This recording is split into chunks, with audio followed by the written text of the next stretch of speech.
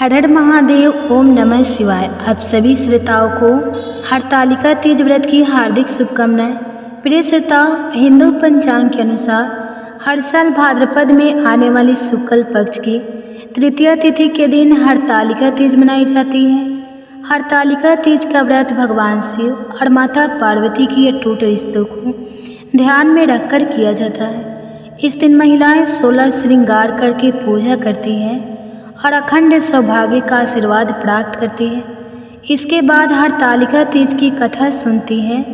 हरतालिका तीज की कथा सुनने और पढ़ने मात्र से ही भगवान शिव और माता पार्वती का आशीर्वाद मिल जाता है। सुख शांति और समृद्धि में वृद्धि होती है। यह कथा बहुत ही पवित्र मानी जाती है, इसलिए इस दिन हरतालिका तीज की कथा अवश्य पढ़नी या सुननी चाहिए।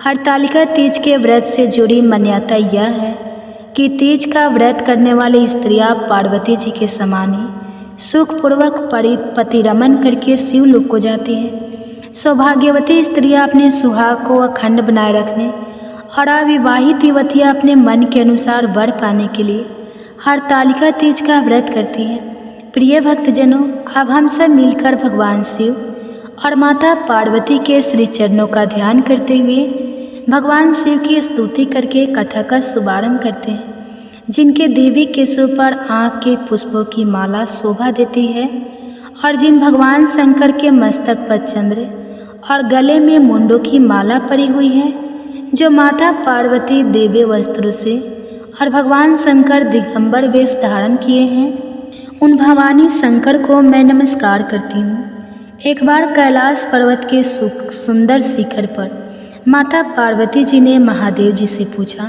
हे महेश्वर, मुझसे आप वह गुप्त से गुप्त बातें बताइए जो सभी के लिए सरल और महान फल देने वाली है। हे नाथ, यदि आप मुझसे प्रसन्न हैं तो आप मुझे दर्शन दें। और हे जगन्नाथ, आप आदि मध्य और अंत रहित हैं। आपकी माया का कोई पार नहीं है। आपको मैंने किस भांति प्राप्त किया, कौन से व्रत तप या दान के पुण्य फल से आप मुझको वर रूप में मिले। तब महादेव जी कहने लगे, हे देवी, मैं आपके सामने उस व्रत के बारे में कहता हूँ जो परम गुप्त है। जैसे तारा गणों में चंद्रमा और ग्रहों में सूर्य, वर्णों में ब्राह्मण, देवताओं में गंगा, पुराणों में महाभारत, वेदों में साम और इंद्रियों में मन श्रेष्ठ है, वैसे ही पुराण और वेद सब में इसका वर्णन आया है, जिसके प्रभाव से तुमको मेरा आधा आसन प्राप्त हुआ है। हे प्रिय, उसी का मैं तुमसे वर्णन करता हूँ। सुनो, भादो मास के शुक्ल पक्ष की हस्त नक्षत्र के दिन इस व्रत का अनुष्ठान मात्र करने से सभी पापों का नाश हो जाता है। तुमने पहले हिमालय पर्वत पर इसी महान व्रत को किया था, जो अब मैं तुम्हें सुनाता हूँ। ध्यानपूर्वक सुनो। तब पार्वती जी बोली, हे प्रभु, इस व्रत को मैंने किस लिए किया था, यह मुझे सुनने की इच्छा है, सो कृपा करके कहिए। तब शंकर जी बोले, आर्यव्रत में हिमालय नाम का एक महान पर्वत है, जहाँ अनेक प्रकार की भूमि अनेक प्रकार के वृक्षों से सुशोभित है, जो सदैव बर्फ से ढके हुए और गंगा जी की कलकल ध्वनि से शब्दयमान रहता है। हे पार्वती जी, तुमने बाल्यकाल में उसी स्थान पर परम तप किया था और 12 वर्ष तक के महीने में जल में रहकर और वैशाख मास में अग्नि में प्रवेश करके तप किया। सावन के महीने में बाहर खुले में निवास कर अन्न त्याग कर तुम तपस्या करती रही।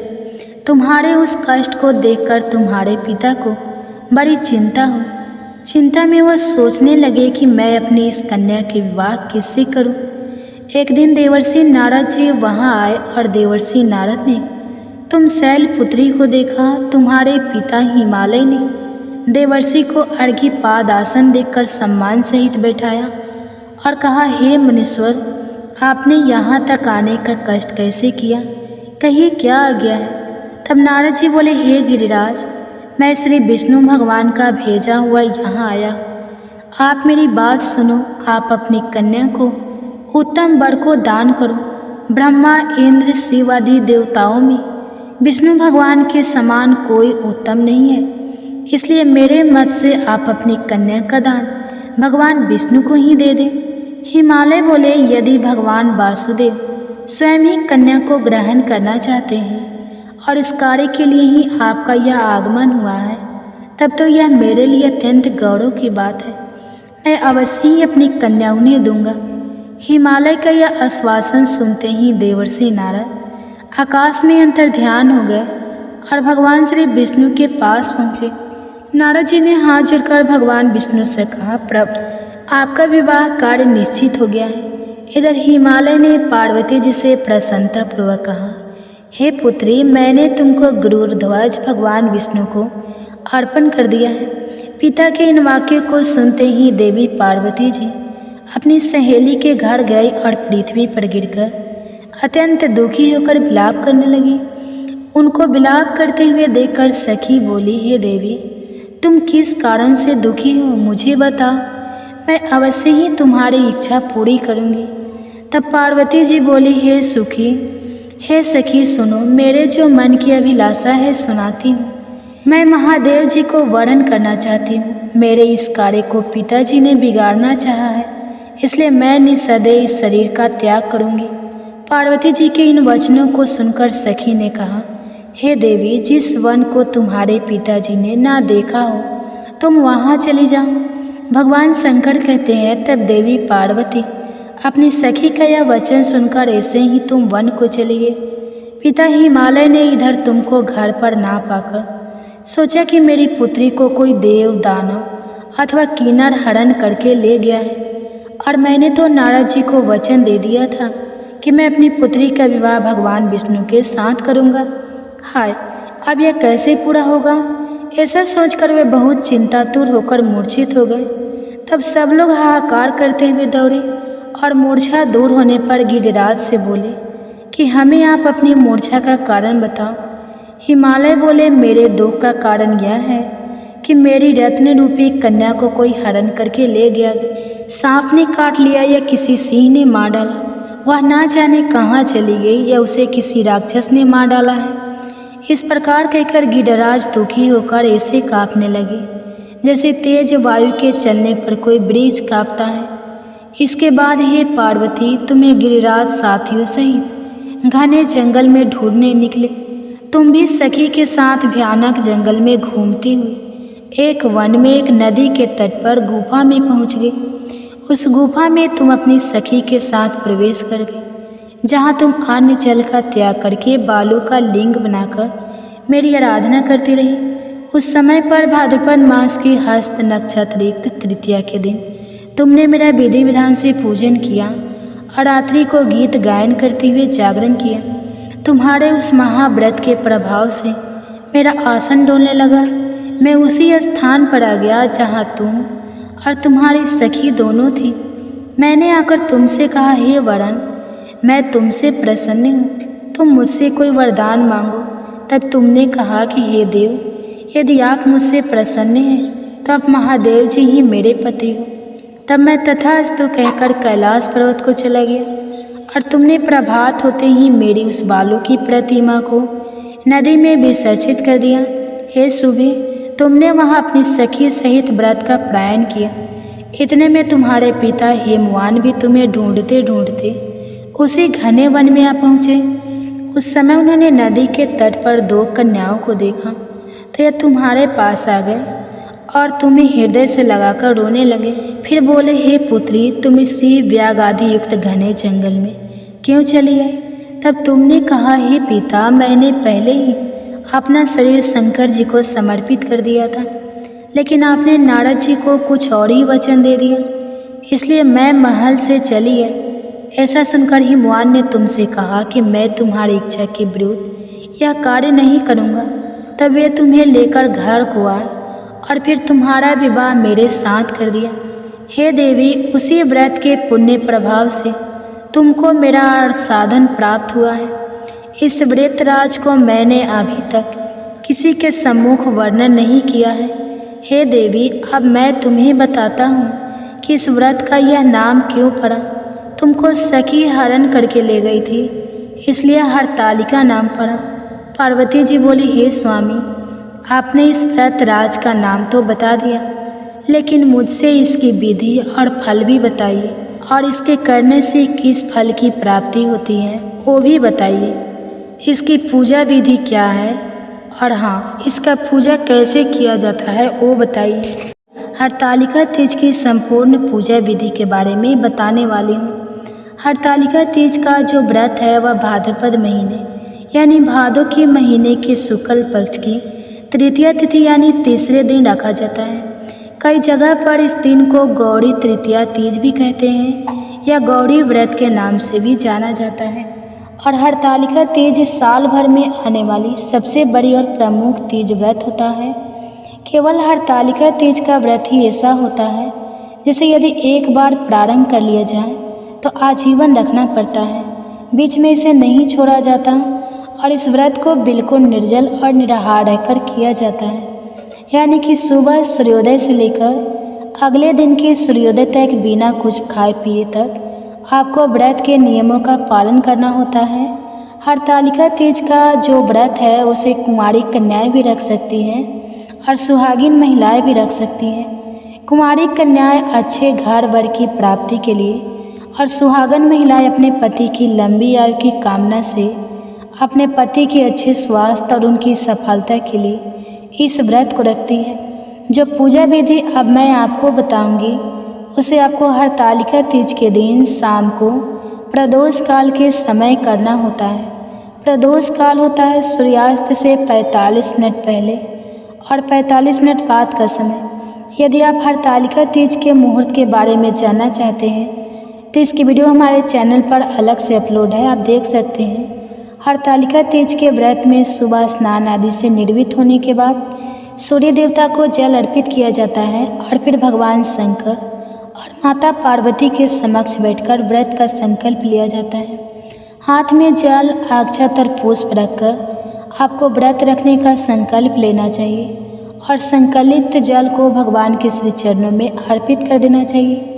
इसके बाद धूप दीप जलाकर मंत्रों के जाप के साथ ही व्रत की कथा पढ़ने सुनने के साथ आप सबसे अंत में कपूर जलाकर आरती करें और अपना व्रत प्रारंभ करें। शाम के समय जब आप पूजा करेंगे तो पूर्व दिशा की ओर मुँह करके आपको एक चौकी की स्थापना करनी होती है। चौकी की स्थापना करने के अलावा आपको फुलेरा भी बनाना होता है, जिसे फुलेरा भी कहते हैं। फुलहारा में जो 5 लड़ियाँ होती है वह भगवान शिव जी की 5 पुत्रियाँ होती हैं। अब आप यह भी जानना चाहते होंगे कि भगवान शिव जी की 5 पुत्रियों के नाम क्या हैं। पौराणिक मान्यताओं के अनुसार हरतालिका तीज की पूजा में शंकर भगवान के ऊपर जलधारी की जगह पर फुलेरा बांधा जाता है। फुलेरा फूलों से बनाया जाता है जिसमें 5 ताजे फूलों की माला होना अनिवार्य है। मान्यता है कि फुलेरा में बांधी जाने वाली 5 फूलों की मालाएं या 5 फूलों की लड़ियाँ भगवान भोलेनाथ की 5 पुत्रियों जिनका नाम जया, विषहरा, सामिन, बाड़ी, देव और दोतली है, इनका प्रतीक होती है। भगवान शिव के इन 5 पुत्रियों की पूजा नाग पंचमी के दिन भी की जाती है। फुलेरा को बनाने में बहुत अधिक समय लगता है और फुलेरा में केवल ताजे फूलों का ही प्रयोग किया जाता है। अब आप एक चौकी बिछाकर उस पर साफ लाल वस्त्र बिछाएं और गंगा जल छिड़क लें। पूजा की जितनी भी सामग्री आप प्रयोग करने वाली हैं उन सभी में गंगा जल छिड़ककर शुद्धि कर लेनी चाहिए। स्वयं पर भी गंगा जल छिड़कना चाहिए और फिर आप इस दिन हो सके तो बालू या काली मिट्टी से शिवलिंग, माता पार्वती, भगवान शिव और गणेश भगवान जी की मूर्तियाँ बनाएं। शिवलिंग का इस दिन पूजन करना अनिवार्य होता है। यदि आप मूर्तियाँ नहीं बना सकते हैं, मिट्टी की मूर्ति नहीं बना सकते हैं, मिट्टी से शिवलिंग नहीं बना सकती हैं, तो फिर ऐसी स्थिति में आपके पास भगवान शिव सहित पूरे शिव परिवार की या भगवान शिव, भगवान गणेश और माता पार्वती की कोई प्रतिमा हो, कोई मूर्ति हो तो आप उनका भी पूजन कर सकती हैं। मूर्ति या तस्वीर स्थापित करने से पहले आप थोड़े से अक्षत मूर्ति या तस्वीर के नीचे अवश्य रखें और फिर आप एक कलश की स्थापना करें। कलश की स्थापना करने से घर में और पूजा स्थल पर सभी शुभ शक्तियों का वास हो जाता है और आपकी पूजा अत्यधिक सफल हो जाती है। कलश की स्थापना करने के लिए कलश में चाहे तांबे का हो किसी धातु का हो या मिट्टी का हो, उसमें जल भर कर रखें। उसके अंदर एक का सिक्का, हल्दी की गांठ, एक सुपारी लौंग का जोड़ा और थोड़ा इत्र डालें। फिर यह आम या अशोक के 5 या 7 पत्ते कलश के अंदर स्थापित करना चाहिए। उसके ऊपर आपको मिट्टी का ही या किसी धातु की एक प्लेट या ढक्कन रख देना चाहिए और फिर उसके ऊपर आपको पानी वाले नारियल की स्थापना करनी चाहिए। पूजा करने के लिए आप मंदिर को जितना अधिक हो सके, जितनी आपकी सामर्थ्य हो उसके अनुसार आप सजा सकते हैं। सुंदर रंगोली बना सकते हैं, केले के पत्तों से मंडप सजा सकते हैं, फूल माला उसे आप सजा सकते हैं। अब सबसे पहले आपको घी का एक दीप प्रज्वलित रखना है। देसी घी का दीपक जलाना ज़्यादा सही रहता है, क्योंकि दीपक हमारी पूजा के साक्षी होते हैं। इसलिए आप दीप जलाने के बाद दीपक का भी पूजन करें। दीपक पर अक्षत छिड़के, दीपक पर आप तिलक लगाएं और हाथ जोड़कर दीपक को प्रणाम करें।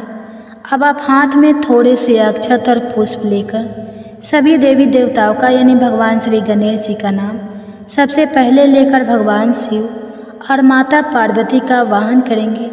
कलश में वास करने वाले सभी नवग्रहों का, सभी देवी देवताओं का वाहन करेंगे और इस प्रकार हाथ जोड़कर कहेंगे, हे विघ्नहर्ता गणेश भगवान जी, हे भगवान शिव, हे माता पार्वती सहित सभी 33 कोटि देवी देवताओं, आज मैं हरतालिका तीज के व्रत पूजन हेतु आप सभी का वाहन करती हूँ। इसलिए आप कृपया यहाँ आकर अपना आसन ग्रहण करें और हमारी पूजा और हमारे व्रत को स्वीकार करें। इसके बाद जो अक्षत और पुष्प आपके हाथ में है, आप उन्हें भगवान शिव और माता पार्वती के समक्ष छोड़ दीजिए। एक अलग से लोटे में आपको जल भर कर रखना है, जिसमें आप एक पुष्प की सहायता से छींटा देते हुए स्नान का भाव करते हुए सभी देवी देवताओं की तस्वीर पर जल का छींटा दीजिए। यदि आपके पास प्रतिमा है तो आप किसी पात्र में रखकर उन्हें गंगा जल से स्नान करा सकते हैं। यदि आप पंचामृत से स्नान अभिषेक कराना चाहते हैं तो पंचामृत से भी कर सकते हैं, लेकिन पंचामृत के बाद एक बार फिर से साफ शुद्ध जल से स्नान करना आवश्यक होता है। अब सबसे पहले गणेश भगवान जी को तिलक लगाएं, गणेश भगवान जी को अक्षत लगाएं और गणेश भगवान जी को पुष्प अर्पित करें। पुष्प माला अर्पित करें या भगवान शिव को चंदन का तिलक लगाएं। भगवान शिव को सफ़ेद पुष्प अर्पित करें, उन्हें जनेऊ अर्पित करें। माता पार्वती को आप रोली का तिलक लगाएं, उनकी मांग में सिंदूर लगाएं। श्रृंगार की जो भी सामग्री आपके पास है वह आप माता पार्वती की ओम पार्वती नमः या ओम गौड़ाय नमः इस मंत्र का जाप करते हुए अर्पित करें। माता पार्वती को लाल चुनरी चढ़ाए। 16 श्रृंगार की सभी सामग्री आपको माता पार्वती को अर्पित करनी चाहिए। यदि आपके पास बड़ी मूर्ति है तो आप चुनरी आदि माता को चढ़ा भी सकती हैं, पहना सकती है। छोटी मूर्ति है तो आप माता की मूर्ति से स्पर्श कराकर एक तरफ को सभी सामग्री रख सकती है। माता पार्वती की पूजा में आपको सिंदूर दान जरूर रखनी चाहिए, क्योंकि जब हम व्रत का पालना करते हैं उस समय इसी सिंदूर दानी से माता पार्वती से सिंदूर लिया जाता है। इस दिन पूजा में आप 16 श्रृंगार करके ही बैठें। मेहंदी भी एक दिन पहले लगा कर रख लें। और जब आप पूजा करते हैं तो जैसे भगवान गणेश जी को दुर्वा अत्यंत प्रिय है, मोदक लड्डू प्रिय है, भगवान शिव को भोग में आप अखंडित चावल से बनी खीर का भोग या फिर शाम के समय आपको यहाँ जो भी पकवान बनते हैं उनका भोग लगा सकते हैं।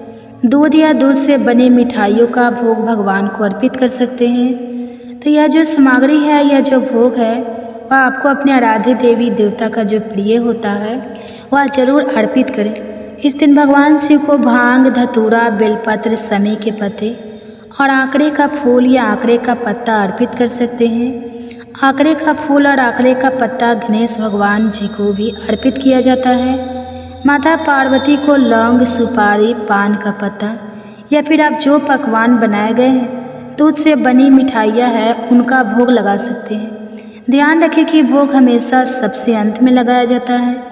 तो जब आप पूजा करें उस समय आप अपने मन में भगवान से, माता पार्वती से प्रार्थना करें कि वह आपके पति को दीर्घायु रखे। कुंवारी कन्याएं प्रार्थना करें कि जिस प्रकार माता पार्वती को भगवान शिव जैसे पति प्राप्त हुए, उसी प्रकार आपको भी सर्वगुण संपन्न पति मिले।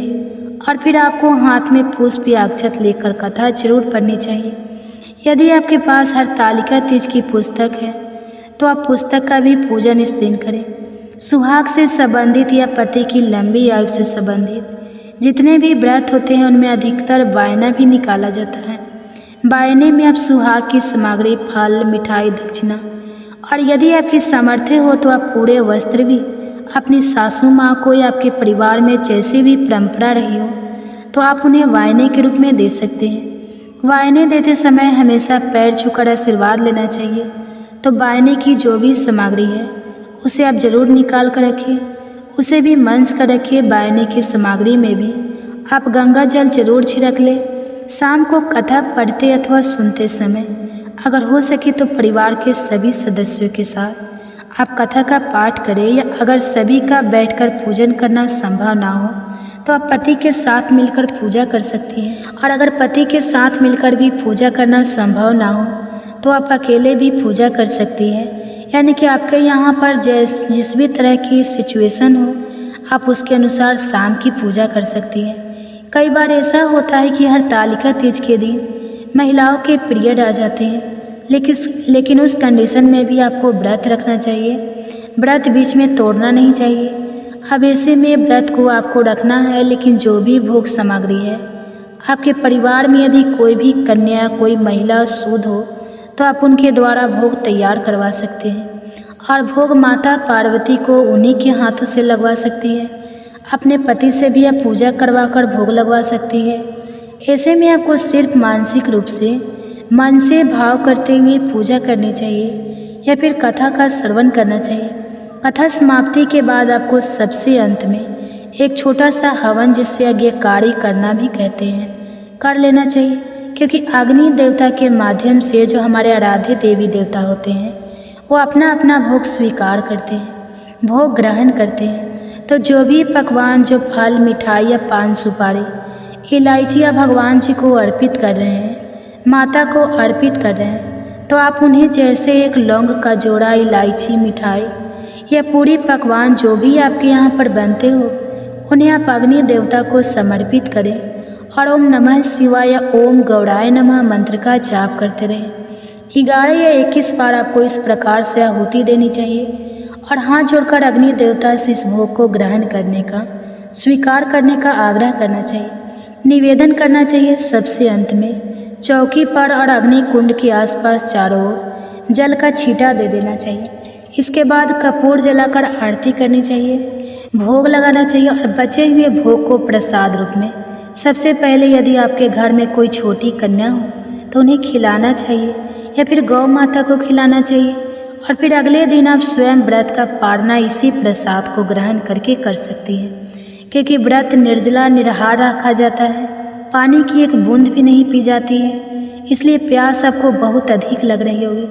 तो सुबह जब आप व्रत का पारना करें उस समय एक ही साथ बहुत अधिक मात्रा में जल क्या लिक्विड चीज़ों का सेवन करने से बचें।